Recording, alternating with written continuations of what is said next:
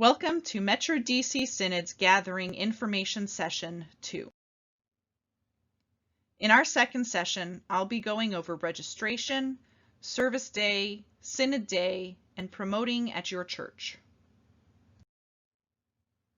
The 2021 ELCA Youth Gathering will be held Tuesday, June 29th through Saturday, July 3rd.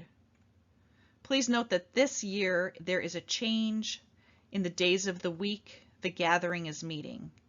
It is a Tuesday through Saturday in 2021.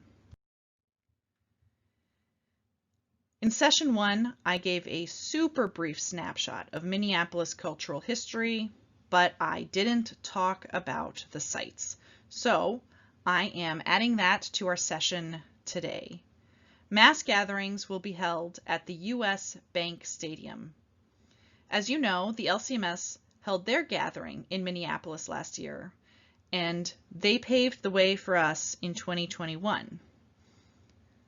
Among the safety and security measures listed here, backpacks are allowed, and that is not what is stated on their website. Metal detectors and bag checks will also be standard when entering the gathering. Between the bank stadium and the convention center is a 1-mile walk. As a side note, while we're talking about these places where we're gathering, do you remember what it's like to wait to get in? It's not always easy, it's usually hot, and like everything at the gathering, there are lines. So I suggest as you begin planning for the gathering, bring some games and a positive attitude. While you're waiting, and when you feel things aren't going well, trust that's not actually the plan. Interactive learning and community life will be taking place at the convention center. This is a huge convention center, much larger than previous gatherings, at over 400,000 square feet of space. The main purpose of this area at the gathering is to engage with the question, how can your faith be lived out in your daily life? And as you experience the convention center and interactive learning, each area is structured by daily themes. Additionally, the gathering team is being proactive in looking how to organize the flow from low sensory to heavy sensory. The new news is registration. We have a new system. Registration is digital this year. No mailing paper registrations. You'll use the registration system to register the participants and adults from your congregation, pay the gathering fees, and pay hotel fees. Your payments will be made online only by credit card, e-check, ACH transactions. There is not an option to mail payments in. Primary adult. This is the key person who will manage all the registration for your group. Primary leaders are the organizer. They receive communications from the gathering office about housing and payments and are the primary account for your online registration, account holder for your online registration. You'll need, your primary adult will need their congregational ID. If you don't know your congregational ID, ask your church office. If you're still stuck, email gathering@elca.org. Registration, again, is the primary adult's responsibility. Once the gathering team has released registration information, you can use your congregational ID to log in. You can share access with your pastor and treasurer, and your treasurer can make the payments directly. As of today, Monday, May 18th, these are the registration dates for the gathering. A $150 non-refundable per person deposit is due at the time of registration and will be paid within the rate range you expect to pay. If you are registering late, you will still have to pay a $150 non-refundable per person deposit when you pay at that point. Service learning happens every day at the gathering.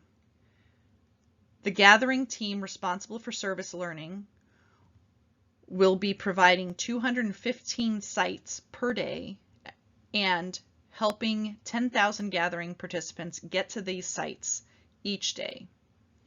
You'll be launching from your hotel with a servant companion, and when you reach your site that you've been assigned, you'll hear a story from that organization and be invited to join them in their mission.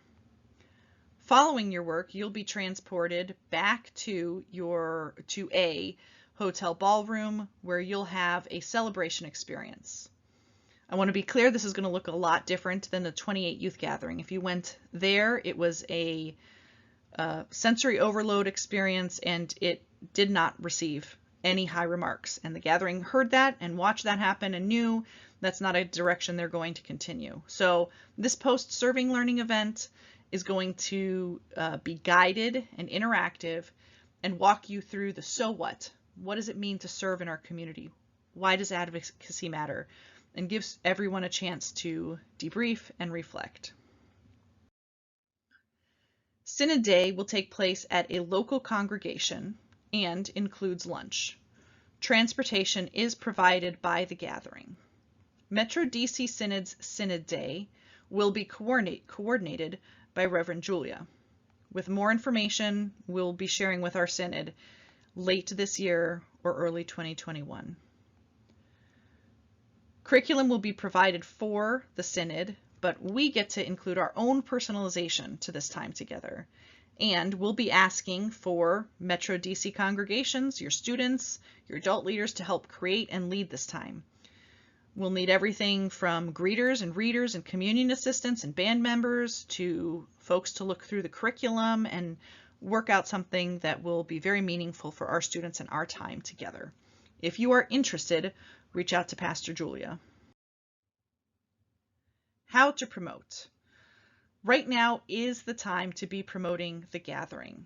It will come with difficult questions that have difficult answers or maybe just unclear answers. I do think you'll know at your first information session who will not be attending. The major points are to plan an information session. Communicate with your congregation by phone call, texts, your congregation's normal communication pathways, and social media, and use this time to answer the following questions. Why the gathering? When will we know what decision the gathering has made? And will our congregation change its mind about participating? In my opinion, it's better to say we're going to go and understand that if it remains unsafe to do so, we will not go. But that does mean as a congregation, you'll need to sit down and look at what that means for refunds and structured payments. Make sure you're communicating with your council, your treasurer, your pastor, your leadership, so everyone's on the same board, on the same place, and there's no confusion about this. Contact me anytime you need advice or have questions.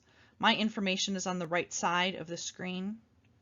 If you haven't already, make sure you're following the gathering on social media and have your church accounts follow the gathering on social media as well.